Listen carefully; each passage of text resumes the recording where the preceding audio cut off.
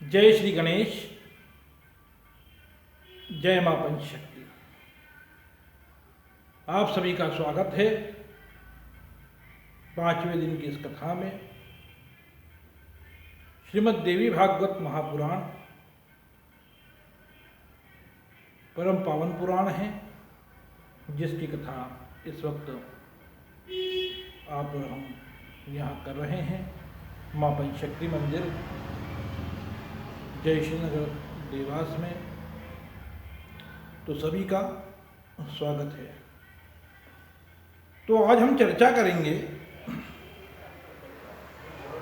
न्वाण मंत्र में। जैसा कि हमारी कल चर्चा हो रही थी कि यह जो प्रकृति है यह त्रिगुणमयी है, जिसे महामाया कहते हैं। हर कोई कहता है कि माया छोड़ दो, माया छोड़ दो, माया छोड़ दो, सब मोह माया है। लेकिन माया को छोड़ना इतना आसान नहीं है और छोड़ा जा भी नहीं सकता है।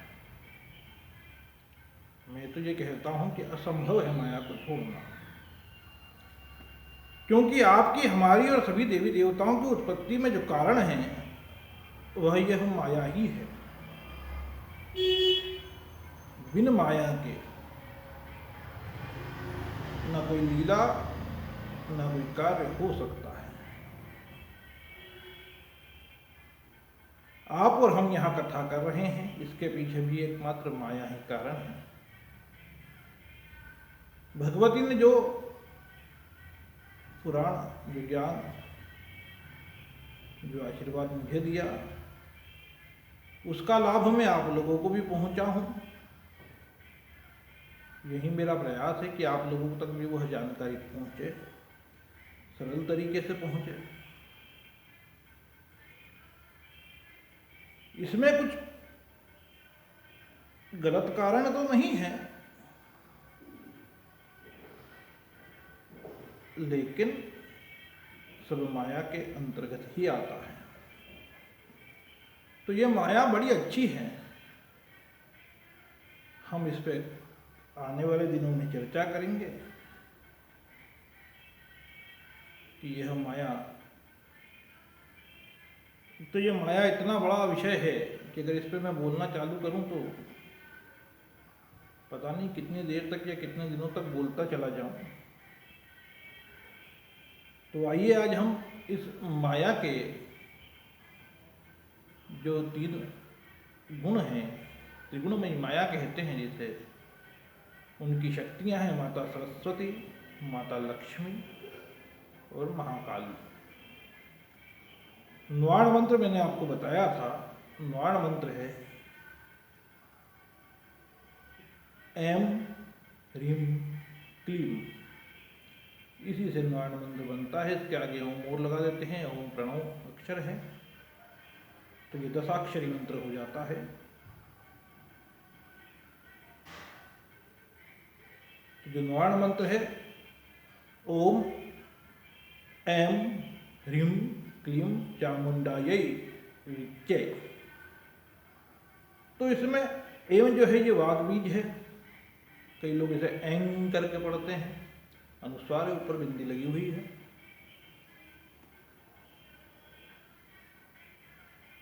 मां सरस्वती का बीज मंत्र है ऐं ऐं।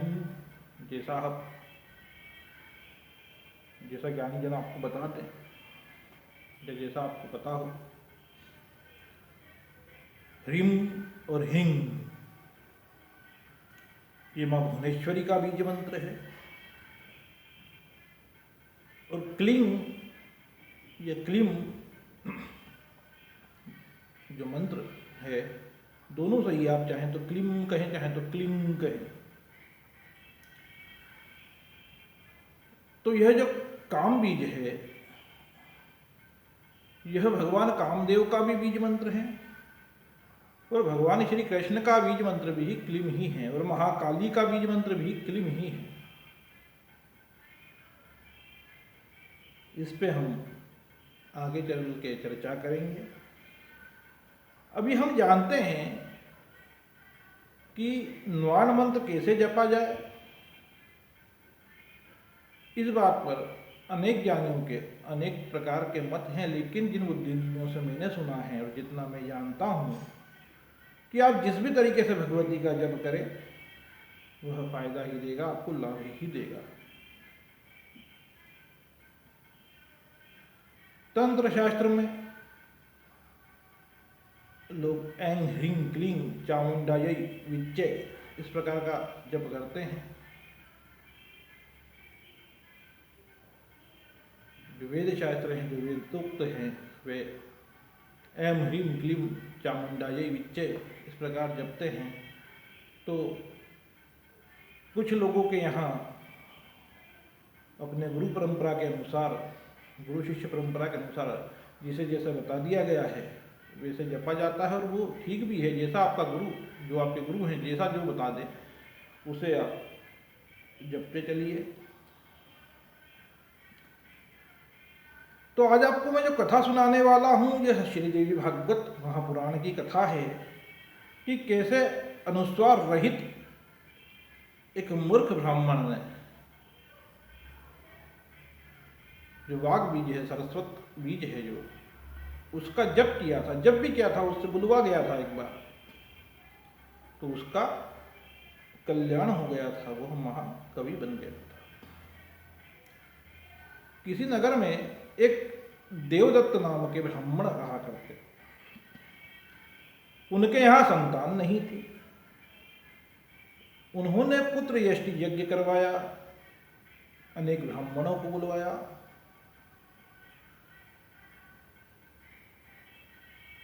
उनमें जो एक ब्राह्मण थे जो मंत्र उच्चारण करके आहुतियां डलवा रहे थे, उनसे मंत्र बोलते समय स्वरों में कहीं गलती हो गई।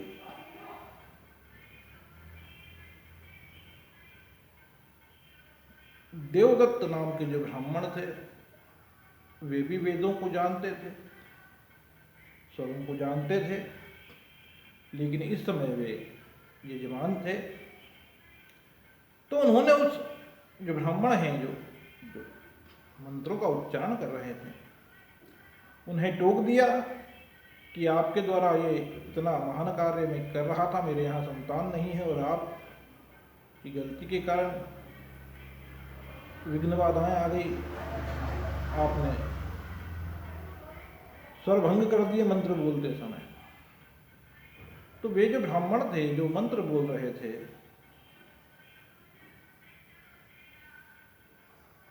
उन्होंने कहा कि सांस आने जाने में, सांस लेने में अगर कुछ त्रुटि हो जाती है तो इसमें मेरा कोई दोष नहीं है, और मंत्र तो मैंने पूरा पढ़ा है। स्वर अगर थोड़ा इधर उधर हो भी गया, वो भी श्वास लेने के कारण, तो यह कोई इतना बड़ा विषय नहीं है। पर देवदत्त जो ब्राह्मण थे, उन्हें गुस्सा आ रहा था। उन्होंने कुछ अपशब्द उस ब्राह्मण को कह दिए। बदले में जो ब्राह्मण मंत्र पढ़ रहे थे, उन्होंने भी कह दिया कि तुम्हें पुत्र तो अवश्य प्राप्त होगा, लेकिन महामूर्ख पुत्र प्राप्त होगा। जब इस प्रकार का श्राप लग गया देवदत्त को, तब वे उस ब्राह्मण के सामने, जो मंत्र वक्ता था, मंत्र को पढ़ने वाले थे ब्राह्मण, उनसे माफी मांगते हैं कि भूलवश मुझसे आपके प्रति यह कटु शब्द निकल गए, कृपया आप अपने श्राप से मुझे मुक्त करें, क्योंकि वैसे ही मेरे यहाँ संतान नहीं है, और दूसरा आपने श्राप दे दिया कि पुत्र तो होगा लेकिन मूर्ख पुत्र उत्पन्न होगा। तब वे ब्राह्मण कहते हैं देवदत्त से कि अब श्राप तो मैं दे चुका हूं, क्षमा तुम्हें कर देता हूं, क्योंकि भूल हो जाना, गलती हो जाना यह स्वाभाविक बात है। तो तुम्हें पुत्र तो प्राप्त होगा, वह मूर्ख भी होगा, लेकिन भगवती की कृपा से वह महाविद्वान भी हो जाएगा, बड़ा पंडित बन जाएगा, कवि बन जाएगा वक्त आने पर। यज्ञ की पूर्णाहुति होती है, समय बीतता है और देवदत्त की पत्नी गर्भवती हो जाती है, उन्हें पुत्र की प्राप्ति हो जाती है। पुत्र के सभी संस्कार देवदत्त जी करते हैं। समय आने पर गुरुकुल भी पहुंचाया जाता है, मगर गुरु जितने भी वेद मंत्र और जितनी भी चीजें उन्हें सिखाने की कोशिश करते हैं, जो मंत्र हैं, जो श्लोक हैं, लेकिन वे जो देवदत्त के पुत्र हैं उनका नाम उतथ्य होता है, उन्हें कुछ भी याद नहीं होता है, वे कुछ सीख नहीं पाते। तो सिखाएं कैसे, बड़ी चिंता, बड़ी परेशानी का विषय है। गुरु जी पिता से भी कहते हैं, पिता भी बहुत प्रयास करते हैं सिखाने का, लेकिन उतथ्य नाम का जो वो पुत्र रहता है, जो देवदत्त के पुत्र होते हैं, महामूर्ख होते हैं, कुछ सीखने समझने की बुद्धि उनमें नहीं होती है। तो नगर में यह खबर फैल जाती है कि देवदत्त का पुत्र तो बड़ा मूर्ख है, महामूर्ख है, यह ब्राह्मण पुत्र है, एक ज्ञानी के यहाँ पैदा हुआ है, वेदज्ञ के यहाँ पैदा हुआ है, वेदों को जानने वाले परिवार में इसका जन्म हुआ है, लेकिन यह तो महामूर्ख है, इसे किसी भी कर्म में, किसी भी कार्य में नहीं बुलवाना चाहिए। और अनेक प्रकार की बातें माता पिता के बारे में और संतान के बारे में नगरवासी और आसपास के गांवों में खबर फैल जाती है। इससे माता पिता भी बड़े दुखी होते हैं कि ऐसे पुत्र से तो नहीं संतान होना ही भला था।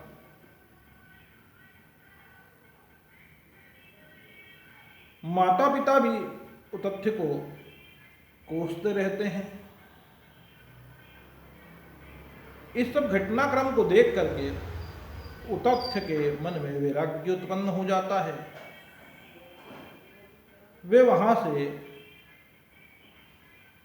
गंगा के तट पे जंगल में कुटिया बनाकर रहने लग जाते हैं। समय बीतता चला जाता है। एक उत्तम व्रत यह रख लेते हैं कि अब कभी झूठ नहीं बोलूंगा, हमेशा सत्य बोलूंगा। अब ना कोई मंत्र आता है, ना कोई ऐसी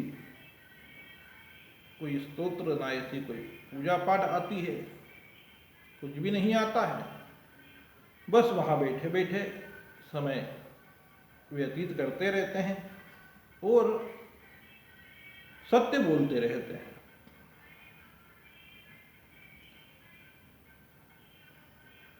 एक लंबा समय निकल जाता है, करीबन 12 या 14 साल तकरीबन वहां निकल जाते हैं। इस बीच सभी लोग यह समझ जाते हैं कि यह जो उतथ्य नाम के ब्राह्मण हैं यह सत्यवादी हैं, इसलिए उनका नाम सत्यव्रत रख देते हैं, लोग सत्यवान रख देते हैं।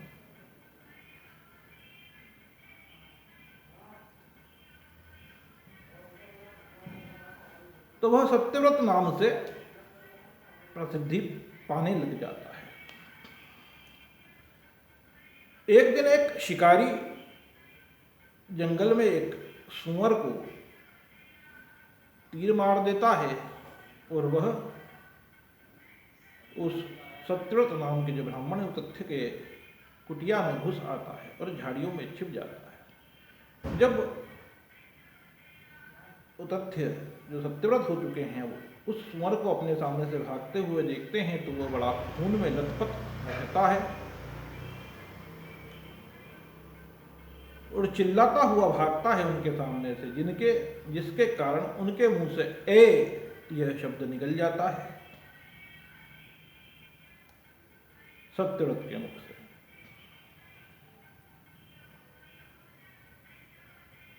भगवती महामाया जो यह सब देखती रहती है, महामाया सभी जीव जंतु, सभी की प्रकृति की, सभी जितने भी प्राणी हैं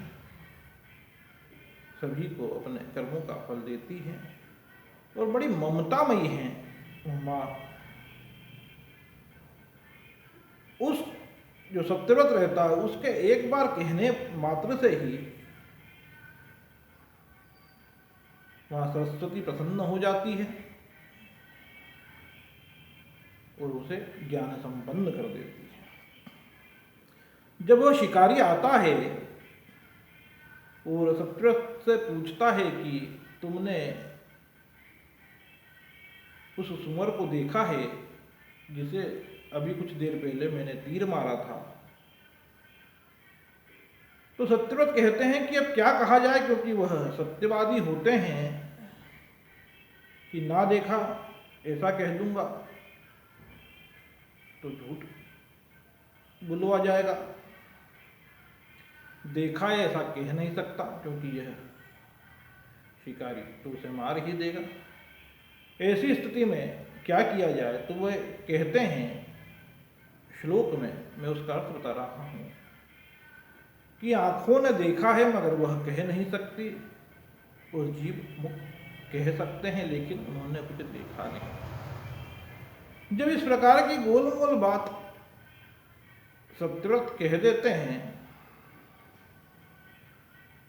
तो वह शिकारी वहां से चला जाता है और वह जो सत्यव्रत ब्राह्मण रहता है जिसका नाम उतथ्य होता है, जो पहले मूर्ख होता है, वह महाज्ञानी विद्वान महाकवि हो जाता है, सब दूर उसकी ख्याति फैल जाती है। उसके माता पिता भी उसे घर ले जाते हैं और वह अनुस्वार रहित जो ए मंत्र है, ए का ही जप करता रहता है। बाद में जब उसे पूर्ण ज्ञान हो जाता है तो वह अनुस्वार सहित मंत्र का जप करता है।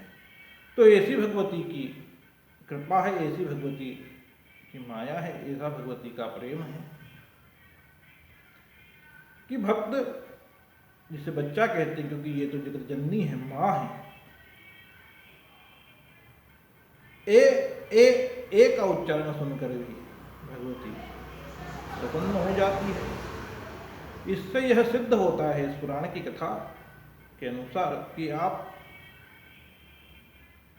ऐं करके मंत्र का जप करें, एम करके मंत्र का जप करें, या ए इतना ही जप करें, तब भी भगवती आप प्रसन्न हो जाती है। बोलिए माता सरस्वती की जय हो। कि हे माँ शारदा, हे माँ सरस्वती, हे विद्या की देवी भगवती, हे वागरूपिणी भगवती, हम पर ऐसी कृपा करें जैसी कृपा आपने सत्यव्रत ब्राह्मण पे की थी। और हे भगवती, हम पर भी आप हमेशा अपना आशीर्वाद और कृपा बनाए रखें, ताकि हमारा भी मन पढ़ने में और कथा सुनाने में निरंतर लगा रहे, हम सब मार्ग पे चलें। जय माता। आइए अगला प्रसंग सुनते हैं, वह है सुदर्शन का। ध्रुव संधि नाम के एक राजा रहते हैं। यह सूर्यवंशी राजाओं की कथा में हम लोग पहुंच गए हैं।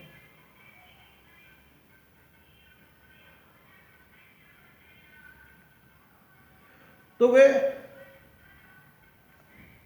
ध्रुव संधि जो राजा रहते हैं, उनकी दो पत्नियां रहती हैं। एक का नाम रहता है मनोरमा और एक का नाम रहता है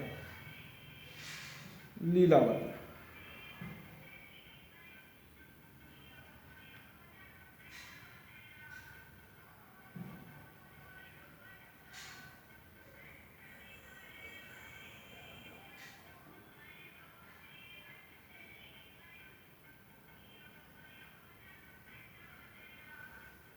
तो जो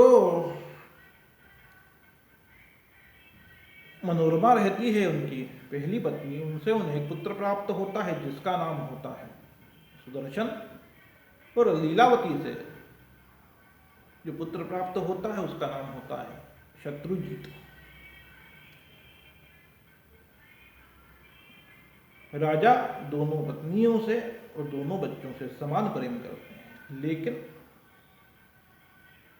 एक बार क्या होता है कि राजा शिकार खेलने के लिए जंगल में जाते हैं ध्रुव संधि। वहां एक भयंकर शेर उन पे हमला कर देता है और राजा की मृत्यु हो जाती है। राजा की मृत्यु हो जाने के बाद समस्त मंत्री और जो कुलगुरु रहते हैं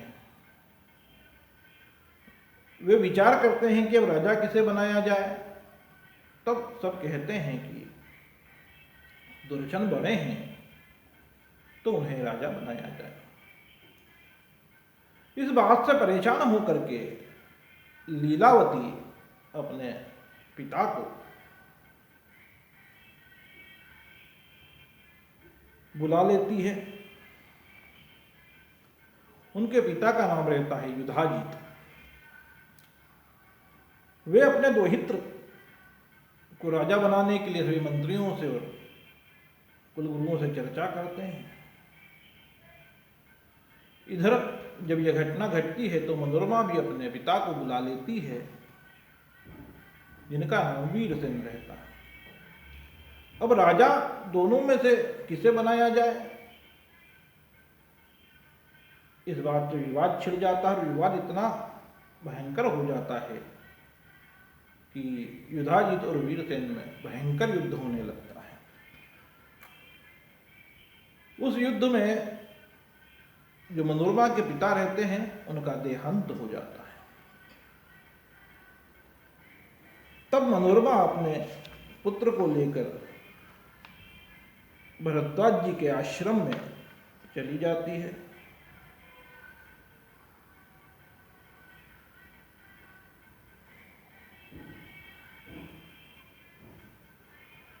अब मुनि पुत्रों के साथ में खेलता हुआ सुदर्शन भी बड़ा हो जाता है। युधाजित और उनका जो दोहित्र रहता है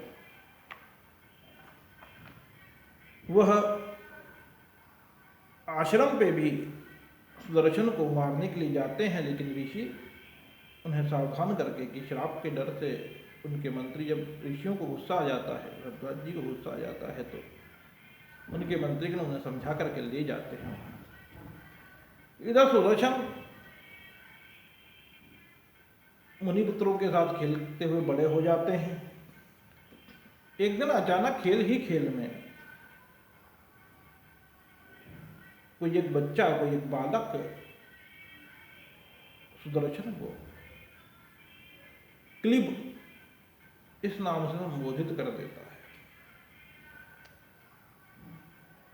अब सुदर्शन के दिमाग में यह बात चढ़ जाती है। अब क्लिप तो उसे याद नहीं रहता, उसे क्ली याद रहता है। क्ली क्ली क्ली क्ली क्ली। तो वो रात दिन बस क्ली क्ली क्ली जपता रहे। नींद में भी वह क्ली शब्द से उसे याद आता रहे। क्ली भगवती महाकाली का बीज मंत्र है। भगवती सुदर्शन पे प्रसन्न हो जाती है, उससे साक्षात दर्शन भी देती है और समस्त विद्याएं उसे सुलभ कर देती है। समस्त विद्या सुदर्शन को दे देती है। एक बार शशिकला, जो कि काशीराज की पुत्री हैं,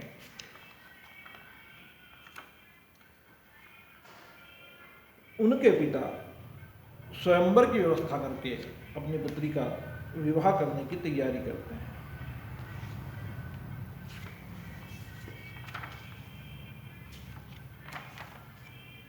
जिनका नाम सुबाहु रहता है।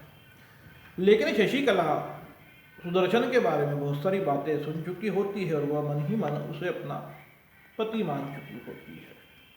जब राजा सुदर्शन की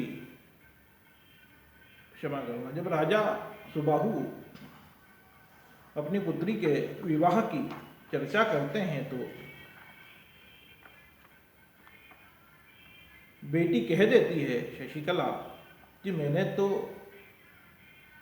सुदर्शन को पति रूप में मान लिया है, जो ध्रुव संधि के बेटे हैं। तब राजा हंस करके उसकी बात को मना कर देते हैं कि वे तो हारा हुआ बच्चा है, हारा हुआ बालक है। तब शशिकला अड़ जाती है और एक ब्राह्मण को बुला के सुदर्शन के पास पहुंचा देती है कि आप जाइए और ऐसा प्रयत्न करिए कि सुदर्शन को मेरा यह खबर पहुंचा दीजिए कि माता भगवती ने मुझे स्वप्न में आकर कहा है कि सुदर्शन तुम्हारा पति है। और होता भी यही है, ब्राह्मण जाता है और सुदर्शन को समाचार दे देता है। जब सुदर्शन उस स्वयंवर में आने के लिए तैयार होता है तो उसकी माँ जो मनोरमा रहती है वो बड़ी दुखी हो जाती है। लेकिन सुदर्शन कहते हैं अपनी माँ से कि जो होना रहता है वो तो होकर ही रहता है, तो माँ आप चिंता ना करिए, भगवती मेरे साथ है। जितने मुनि रहते हैं, जितने ब्राह्मण रहते हैं, वे भी विदा करते हैं सुदर्शन को आशीर्वाद देके कि अब यह राजा होकर के रहेगा। तब स्वयंवर में चले जाते हैं। वहाँ युधाजित और उनका जो बेटा है, उनका जो दोहित्र रहता है, वो भी वहाँ आता है। अब सब राजाओं के समक्ष जब सब राजा दरबार में आते हैं तो शशिकला स्वयंवर में जाने से इनकार कर देती है। तब राजा बड़े दुखी हो जाते हैं, अपनी रानी से कहते हैं कि आज तो बड़ी परेशानी हो गई कि अब ये बेटी अपनी जो है यह स्वयंवर में जाने को तैयार नहीं है। अब इधर मैंने दूर दूर से राजा बुलवा लिए हैं, अब उन्हें मैं क्या जवाब दूंगा। तो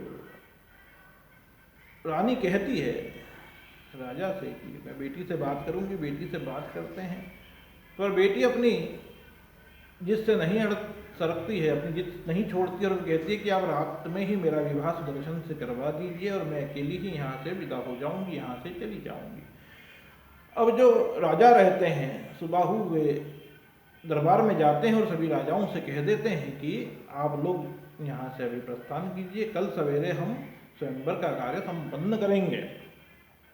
अब कल सवेरे करेंगे तो सब राजा चले जाते हैं। रात में सुदर्शन का और शशिकला का विवाह हो जाता है। अगले दिन जब सभी राजाओं को पता चलता है तो भयंकर युद्ध छिड़ जाता है। ध्रुव संधि भी अपने दोहित्र के साथ मिल करके हमला कर देता है। पर जब यह सब कुछ होता रहता है उस समय सुबाहु भी अपनी सेना को लेकर के सुदर्शन की रक्षा के लिए जाता है। भयंकर युद्ध होने लग जाता है। इतने में भगवती स्वयं उस युद्ध में आ जाती है और समस्त राजाओं को मार देती है, संहार कर देती है। और भगवती सुदर्शन को आशीर्वाद देती है। सुदर्शन भगवती की प्रार्थना करते हैं। सुबाहु भी जो राजा होते हैं वे भी भगवती को प्रणाम करते हैं और भगवती से कहते हैं कि माँ आप काशीपुरी में हमेशा निवास करिए। भगवती कहती है कि आप काशी में मेरा मंदिर बनाइए, जब तक पृथ्वी रहेगी तब तक मैं काशी में निवास करूंगी। इसी प्रकार भगवती के काम बीज का क्लीम जो बीज है मंत्र है उसका जप करने से सुदर्शन का कल्याण हुआ। यह कथा आती है। अब हम कल आगे की कथा सुनेंगे कि ह्रीम का जप करके वेश रहते हैं जिसका नाम रहता है, नाम थोड़ा ध्यान से उतर गया, कल मैं देख कर बताऊंगा। सुशील वेश की कथा हम कल सुनेंगे। आज समय पूरा हो चुका है। सभी को मेरी तरफ से जय माता दी। भगवती सभी का ख्याल रखे, सभी की रक्षा करे और सभी की मनोकामना पूरी करे। और जितने भी लोग हमें देख रहे हैं तो वो इस चैनल को सब्सक्राइब जरूर करें। इतना ही निवेदन है ताकि मेरी आवाज़ और यह कथा दूर दूर तक जा सके, माँ की महिमा दूर दूर तक जा सके। जय माता दी।